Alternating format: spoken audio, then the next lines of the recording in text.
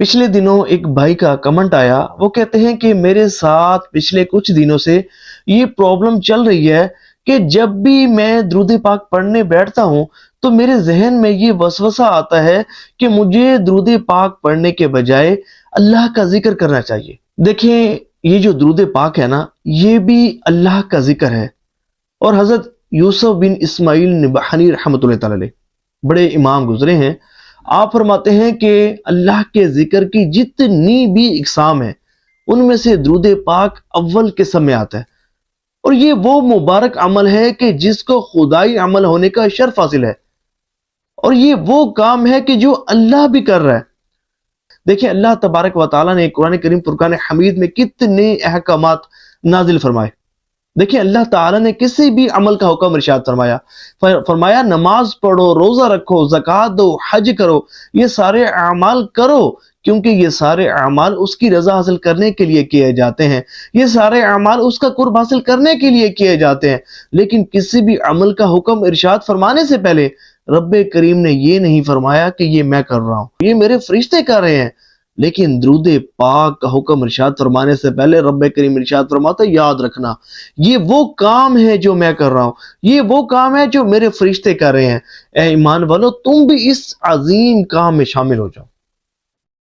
اور پھر درود پاک کی کثرت کی سب سے بڑی بات یہ ہے کہ جب بندہ درود پاک پڑھتا ہے نا تو اس کو 4 فضائل و برکات حاصل ہوتے ہیں جو کسی اور عمل میں حاصل نہیں ہوتے۔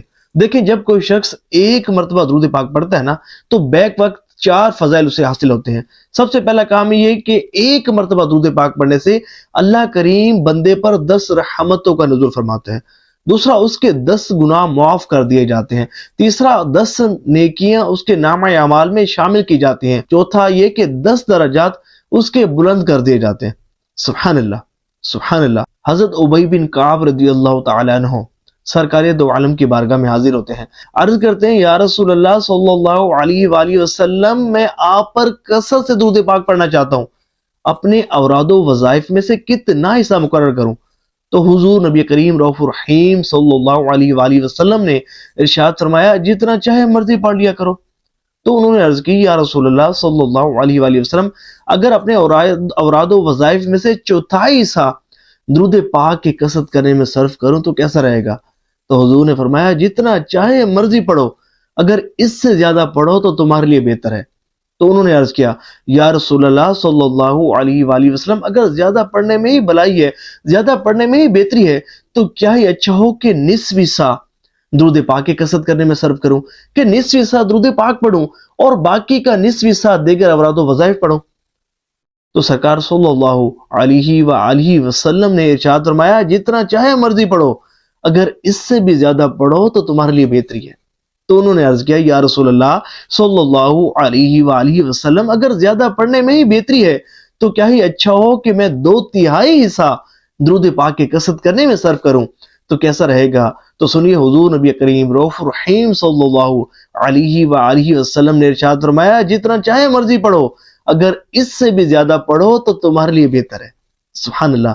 یہ سن کر انہوں نے عرض کی یا رسول اللہ صلی اللہ علیہ وآلہ وسلم، اگر زیادہ درود پاک پڑھنے میں ہی بہتری ہے، اگر زیادہ درود پاک پڑھنے میں ہی بھلائی ہے، تو کیا ہی اچھا ہو کہ درود پاک کی کثرت کرنے کو ہی اپنا وظیفہ بنا لو تو کیسا رہے گا؟ یا رسول اللہ صلی اللہ علیہ وآلہ وسلم، اگر سب اوراد و وظائف چھوڑ دوں اور صرف درود پاک کی کثرت کرنے کو ہی اپنا معمول بنا لوں تو کیسا رہے گا؟ تو سنیے، سرکار دو عالم صلی اللہ علیہ وآلہ وسلم نے ارشاد فرمایا اگر تم ایسا کرو گے تو اللہ تبارک و تعالی تمہارے دنیا اور آخرت کے تمام معاملات کے لیے کافی ہوگا اور تمہارے تمام گناہ معاف کر دیے جائیں گے۔ سبحان اللہ، سبحان اللہ۔ اس لیے تو بزرگان دین رحمہم اللہ المبین فرماتے ہیں کہ اگر کوئی شخص صرف درود پاک کی کثرت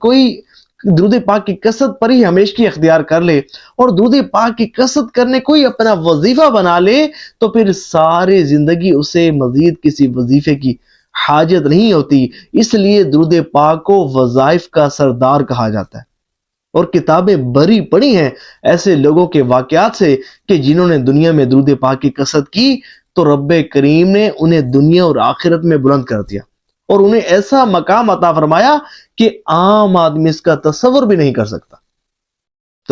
کر سکتا، اور یہی وہ مبارک وظیفہ ہے کہ اس کی کثرت کرنے کی برکت سے دنیا اور آخرت کی تمام پریشانیاں، تمام مصیبتیں دور ہوتی ہیں، اور بندہ اللہ کا برگزیدہ پسندیدہ بندہ بن جاتا ہے، اور حضور نبی پاک علیہ الصلوۃ والسلام کی توجہ نصیب ہوتی ہے۔ اور یہ درود پاک کے وظیفے کی خاص بات ہے کہ بندہ اس کی برکت سے ایمان کی حالت سے اس دنیا سے رخصت ہوتا ہے، اس کا خاتمہ ایمان پر ہوتا ہے، اور قبر میں بھی درود پاک کی برکتیں اس کو نصیب ہوتی ہیں، روز محشر بھی درود پاک کی برکتیں اسے نصیب ہوتی ہیں۔ اور سب سے بڑھ کر یہ کہ درود پاک کا وظیفہ وہ مبارک وظیفہ ہے کہ اس کی برکت سے درود پاک پڑھنے والے کو بروز محشر حضور نبی کریم رؤوف الرحیم صلی اللہ علیہ وآلہ وسلم کی شفاعت نصیب ہوگی۔